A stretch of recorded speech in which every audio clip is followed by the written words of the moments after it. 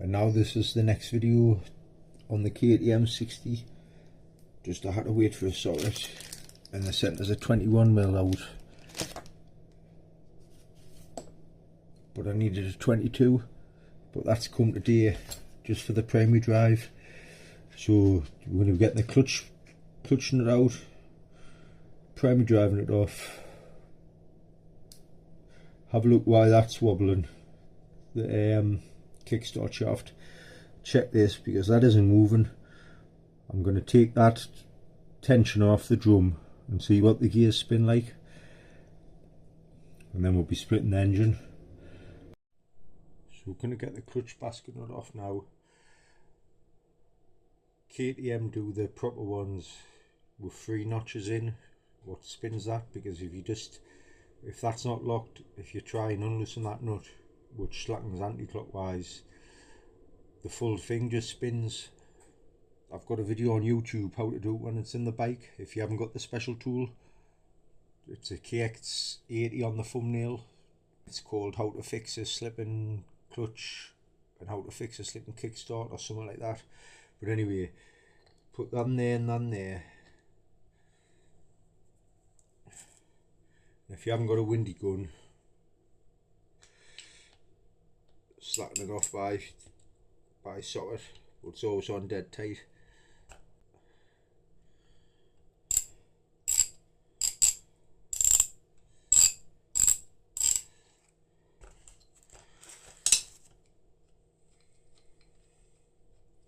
So just slacken that off.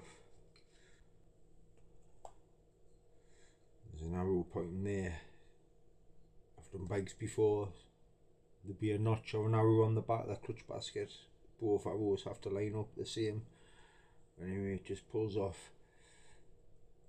And check for washers behind, because there's always washers stuck on behind them and you end up dropping washers. But there's no washer there. But there's a washer there. So anyway, we'll have a look in there, because there'll be a washer in here as well. There should be. So, right, there's that washer there. And there's the plates. The lad I got off said it had just had a new clutch in, and then when it come back it was broke. Anyway, we'll put that there with the washer. Then there's a collar, and that'll be another washer.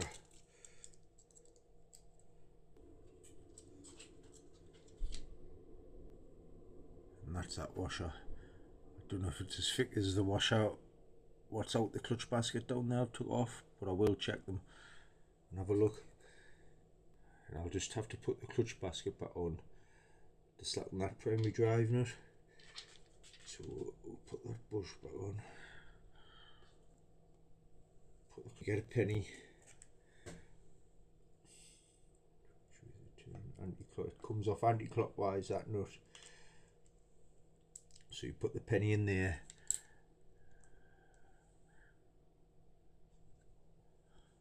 So you put the penny in there. Don't put a screwdriver in any or a metal washer, because the copper's softer than these, so it doesn't damage the teeth. That bolt comes off anti-clockwise as well, so we'll get that off. And these are always on tight.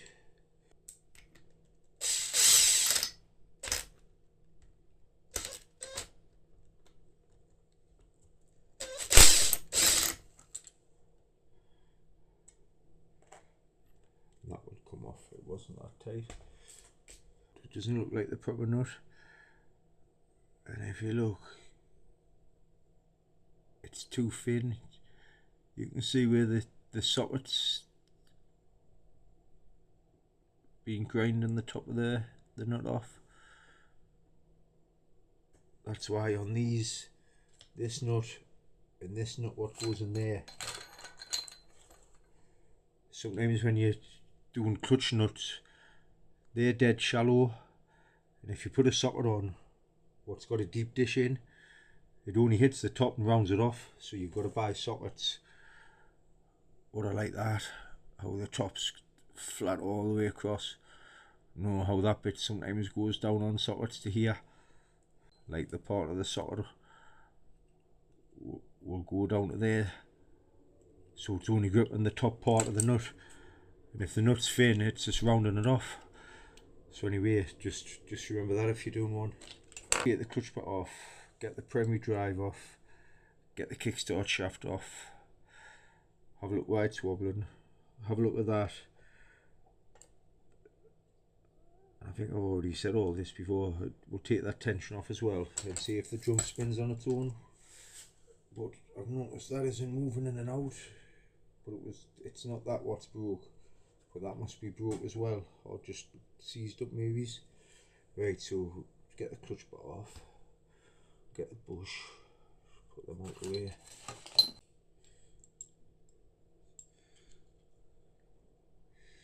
That's the kickstart shaft off, and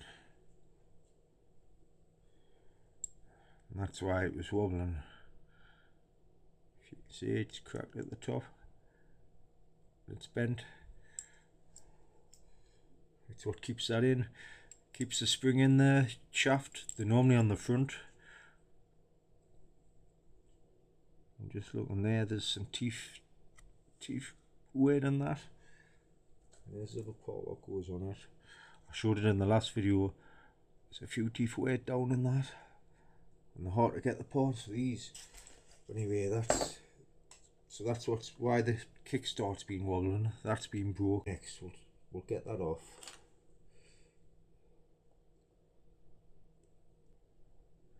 So that's a little circuit off. Probably have to replace that because it's opened out a bit. Let's put that down there. And that should just pull off. There might be a bit of tension on it, but first I'm going to put the gear stick on and see what it does with the gear stick on.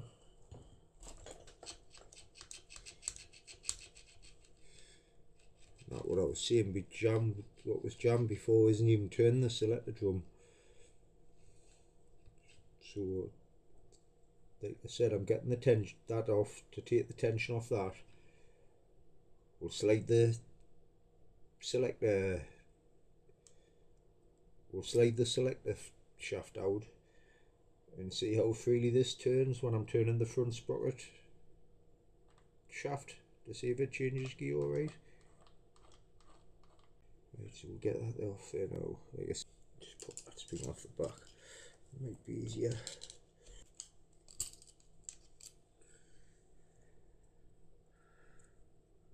Just make sure though, make sure that's not bent and the top's round. It's alright. To get this off, I'm gonna have to slacken that Allen key out of there. That's a funny thing with these engines. There's 4 different selector drums that fit them. One of them's all in one, and you've got to split the cases. That's a 1998, and I thought this was a 98, but I found out it's a 2000. But one of them's just a complete selector drum. You can't take the front off, so you've got to split the cases to get to it. And there's 3 other ones. I'll put a picture on the video. But anyway, I'm gonna loosen that Allen key nut there and get that, so this will slide off. But like I say, that's not moving up, it looks jammed. We'll see how easy it turns.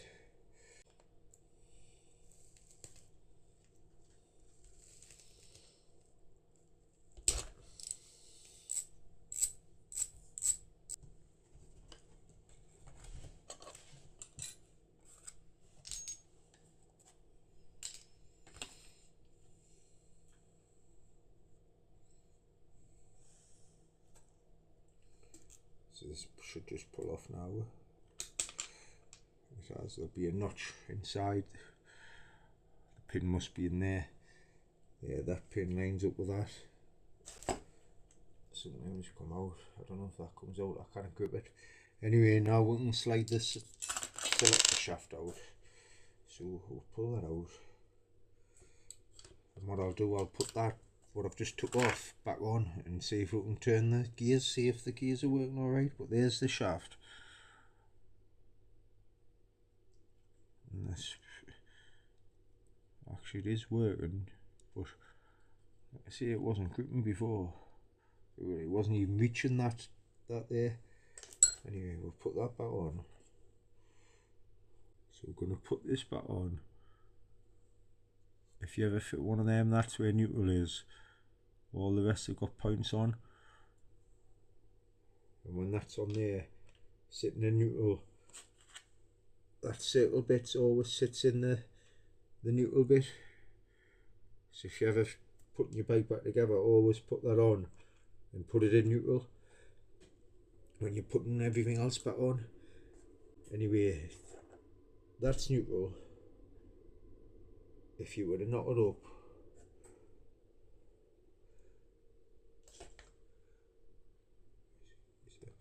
if you were to knock it up, it would go that way.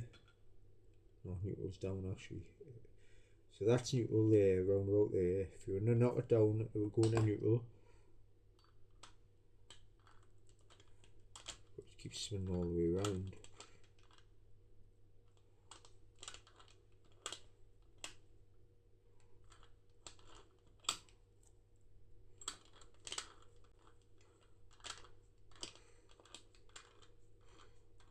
But it doesn't seem nothing wrong with the gearbox. It's going through all the gears there.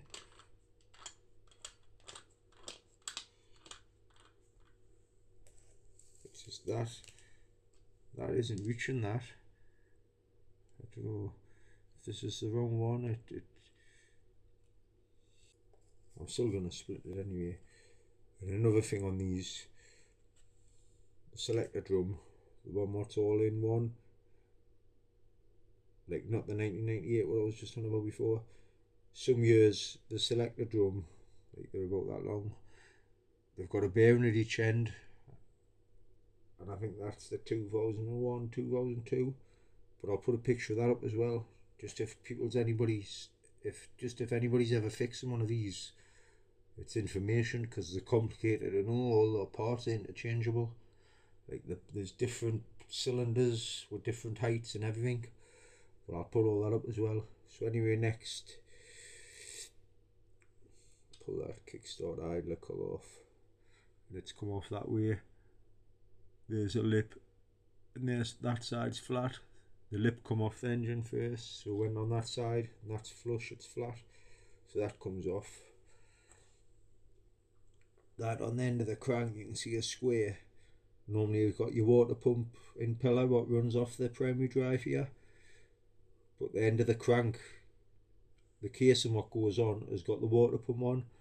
So that square fits into a square on the casing, and that runs your water pump. Right, when you refit them, you've got to make sure that's facing upwards, and the square bit of the water pump is facing upwards when you fit it on, so it slots in. Oh, that was easy. I'm glad I've done that. Saved getting the puller out. So that's the primary drive. Come off that way, and that's the back of it with a lip. So if you're fitting it, the lip goes back onto the engine that way. Sometimes I have a washer in there that hasn't got one in. Anyway, that's everything off that side. All the bolts are slacking and everything. So we'll work from this side. In fact, I'm just gonna put the nut back on there to protect the threads. And when I refit it, I'm going to put it on that way into the engine, because you can see there's plenty of grip at the top. The bottom is all rounded. It doesn't even look like the proper nut. In the manual, it looks fatter. Anyway, we just put that on just to protect the threads while you're moving the engine about and that. That nut's on that side as well to protect the threads on that side, because they're fine, and if you bang them on something, they cross thread straight away. Anyway, we'll start splitting it now. So I'm going to turn it around. Always work from this side when splitting them. Well, I always do anyway. So we're going to get the crank puller, put it onto this side, and it'll pull this casing off. And then we'll get inside into the gearbox. But like I say, with the gearbox turning and that, I'm thinking it's the shaft, but I may as well look inside it anyway, because I've got the rebuild kit there, so I'll be putting main bearings in and new seals. So it doesn't matter, I'll just pull that, that'll be a bush there, just pull that out of there.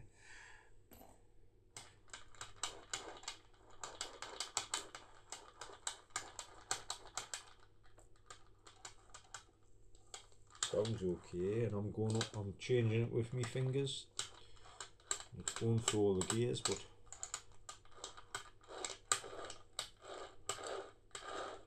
that's first. You can tell by the noise of it as it goes round. It's easier to turn and it doesn't make the louder noise. So that must be sixth. As I turn this selector drum all the way back round, you can hear it's like a louder noise when I don't know if you can hear it on camera, but it's a louder noise there, and that's first because it's like a low ratio.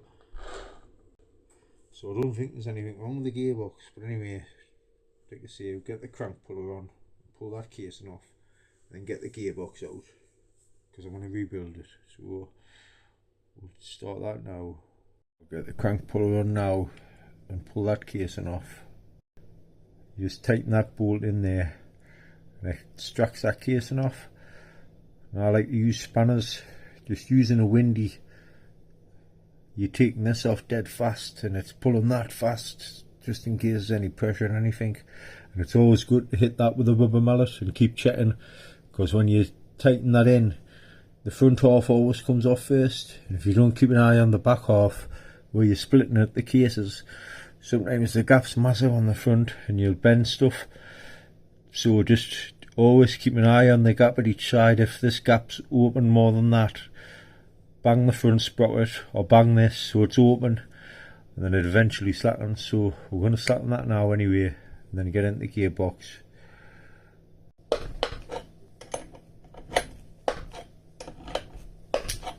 Like I said before, you may be able to see there on the top of the reeds, the front gap's open about 3mm, as the back's not open much here, but you can see it's open down there. So just give the, if you watch, if I give the front sprocket shaft a tap, it'll slacken all this. See, it's all tight there.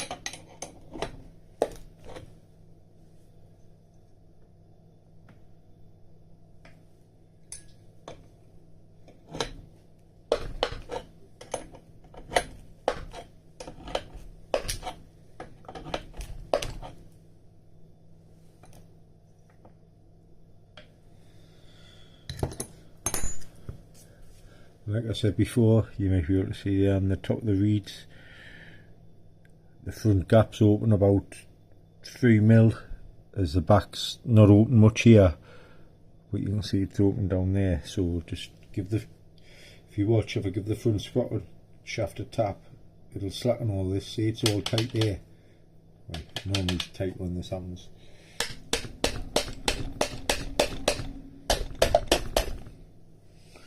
And that's opened that casing up there just by tapping that instead of tapping the front sprocket. So we'll just keep slackening this off.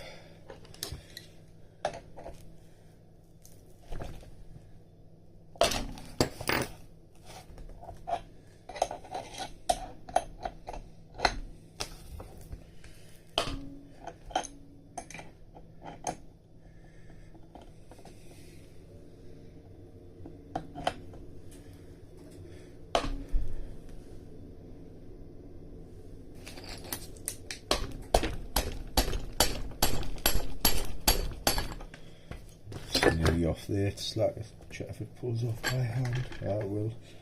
So take the crank puller off.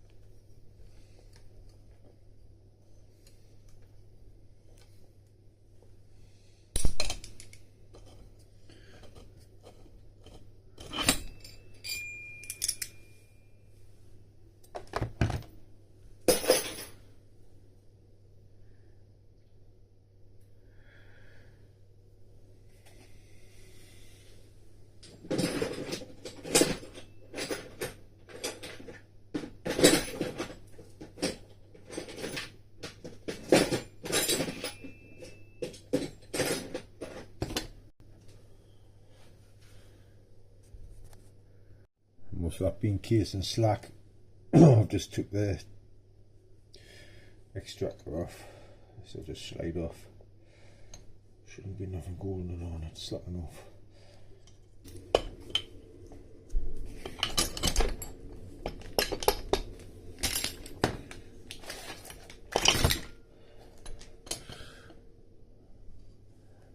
I'll just tap the crank from the other side and it come out.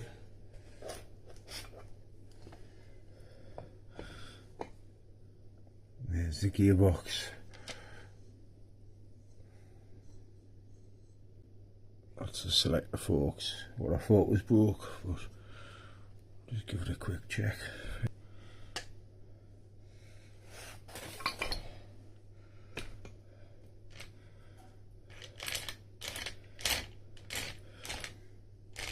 It does sound and feel rough there, it's not smooth, but that way it is.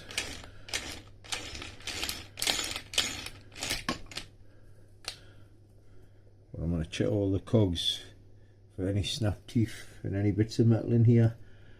And this selector drum, so there, oh, it's just a gasket. And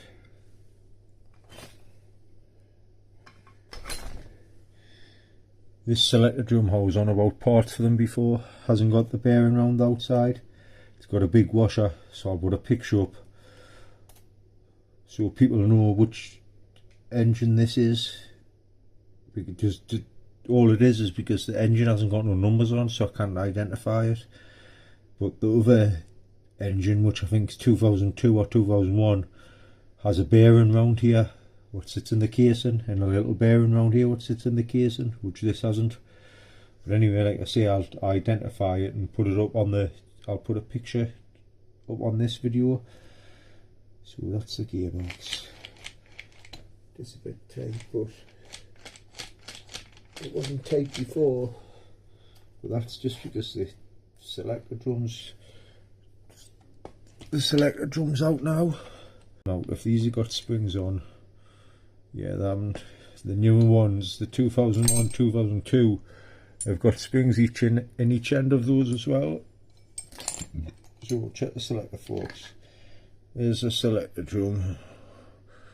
There doesn't seem to be any, because there's them running around there. There doesn't seem to be any damage to them. What's jamming it? So, like them bits fit into there.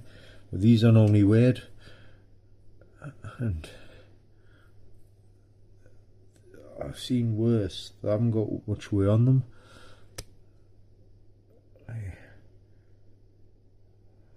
I've seen them with grooves halfway around them and that. That's one of them, selector fork. If you can see, there's a little washer on top of here. That's it there. So just put that somewhere. We'll take that selector fork out of there. And that one hasn't got no wear on either.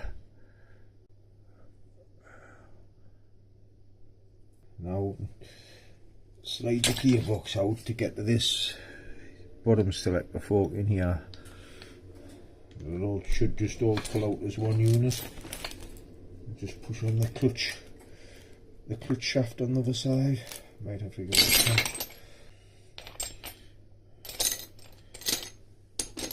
Oh, put that back together. And there's the other washer from the selector drum, what I've just been on about before. So when I show you the picture, I remember there's a picture with two big washers at each end, whereas the newer ones, like I've just said, don't want to like repeat myself. Oh, there's another washer on there. That must be the washer what's already come off there. So there's like a washer on each end of the selector drum. Like I said before, I don't want to keep repeating myself, but the newer ones have got a ring bearing what goes around there. Anyway, pop that last cog out of there. There's probably be a washer behind it. A little bearing's just popped out of it. There is. There's a little washer there. There always is. Pull this shaft out. There might be a washer behind this. So make sure that washer would come off the bottom of that shaft isn't the same as the washer would come off the top of the shaft, just so it doesn't get muddled up. Oh, it's still in. And that's the washer what I've just took out. They're both the same off that shaft, same size as well. Like I say, I'm going to tap this clutch shaft out now. There might be a washer under this last cog down here, so we'll just tap this out. Just tap out easy there. Just check it for any washers. There's no washers. There's no washer on there. There's the keys and everything looks alright. There's no cracks on everything, no holes. The big end looks alright, but I've got the new bearings for here, but it's clean inside. There's no marks on here, so engine oil can't get into your bore. No chips out or nothing, so that's good. It's already checked that side, that's good as well. See, that's the clutch. That's the clutch shaft. I'll be checking all the cogs for any cracks. What will make it run or lock up the way it was, but I just think it was, I can't see nothing that's broken. There's no way on none of these. I'll check if it's all put back together properly, or if there's any shims missing.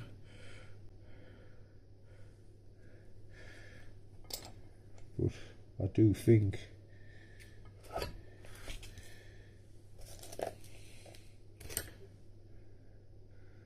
I can find where I put it, I do think it had something to do with that. Not reaching the end of the selector drum, but it was sometimes clicking into gear, then it wasn't, so it's got us a little bit puzzled. Selector forks aren't bent either, I forgot to show that. Well, I don't think they are, but I wouldn't expect that because there's no marks on them.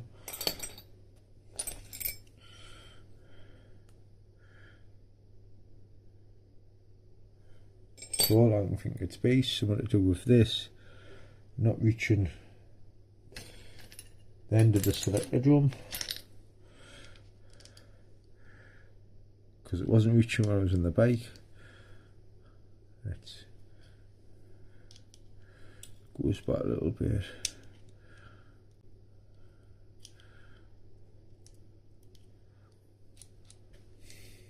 It was changing gear freely by hand when I was turning that, but it was clicking into gear sometimes, so this has been engaging with that part.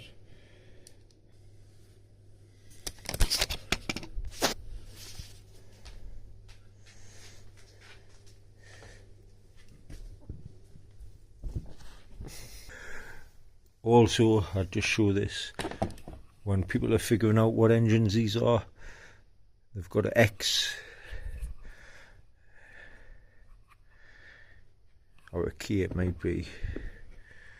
They've got a K there on the bottom of the barrel, but the head, the cylinder head, wherever that is, that has a K on as well. And I'll show another piece of there's the K, and that has a K on as well on the head. I'll show another diagram out the manual what shows what year the head and barrel with the K is off, because I've had such a mission finding parts with not having no engine numbers on it. There's the water pump bit, what fits up with a bit on the end of the crank, what I was showing earlier. So I've been sitting about now and that, having a smoke and that. I've been looking through everything. The selector forks are alright, as I probably mentioned in this video. Everything's alright, the selector drum, there's no notches in the grooves what would stop the selector forks moving up and down. And earlier on when I said this looks jammed and it wasn't reaching, if you look at that spring there, you see how the spring's sat there? I'm going to do it on camera because I haven't done it, but that spring is meant to be in there, and if it's moving that far, once that spring is popped up into there, if this is moving farther than that, like outways, so it hits the selector drum and turns it, that's all it's been, which will be, I'll be happy with that. And one more thing, I need a tool to set the X height when I put the piston and stator back on. I'll put a picture of that on as well. There'll be loads of pictures on this video, but it's called an adjuster plate. I don't know if they're discontinued now, because there's loads of parts discontinued on these. They're hard to find parts. But anyway, I'm just trying to tell everybody what sort of part you've got and what year your engine is and what shift you have to get for your engine, you know, if you get muddled up. So now I'll just get a screwdriver, pop that up there on camera, and we'll see if this moves forward. And hopefully that was seen on camera.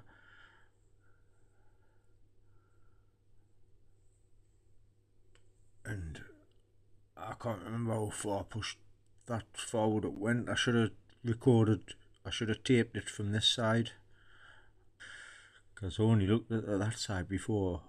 But I'll rewatch the video and see if it's moved forward further, and if it has, that's been the problem.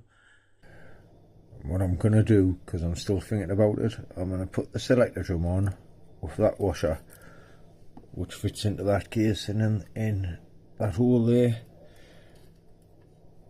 So we'll get the selector drum in, get in flush, and then before you put the front part on, I remembered, just because I've just stripped it not long back, if you put that on, put the gear stick on, and then you put that top part on, and if this reaches this part now, that's what's been the problem.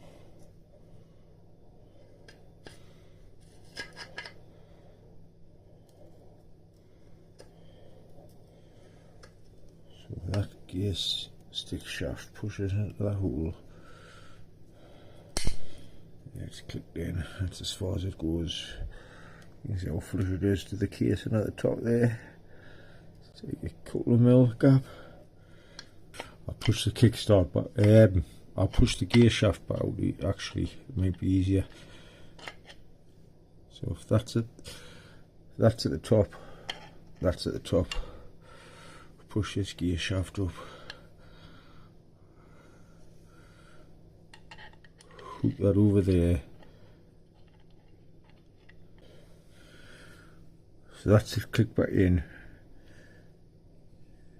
Just remember the notch I was on about before, that semicircle, all the rest have got points on all the way around. The notch what fits into the back is just up from the neutral little pointer there. But anyway, when that's went on, that spring's pushed into there, into all the splines on the shaft selector, and I'll put the gear stick on. In fact, I'll put the screw in there first. And now I've got the gear. That's been the problem. If you watch when I'm changing up the gear, I'll spin it around. It's on neutral position there actually. There's the semicircle what I keep going on about. Change gear, and then knock it down. The click. Change gear, knock it down, the click. Change gear, knock it down, the click.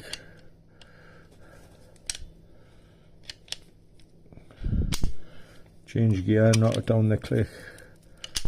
Change gear, knock it down, the click. Change gear, knock it down, the click. So every time it's coming down, this part here, what was jammed, is engaging with one of these and pushing it down and up the gears, same as on the bottom.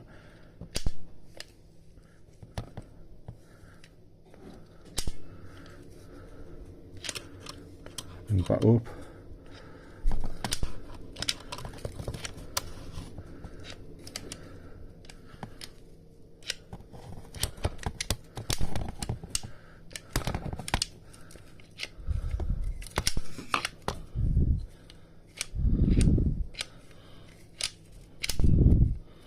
So that's what it's been. That hasn't been pushing forward and turning the selector drum to change the gears. Alright, thanks for watching.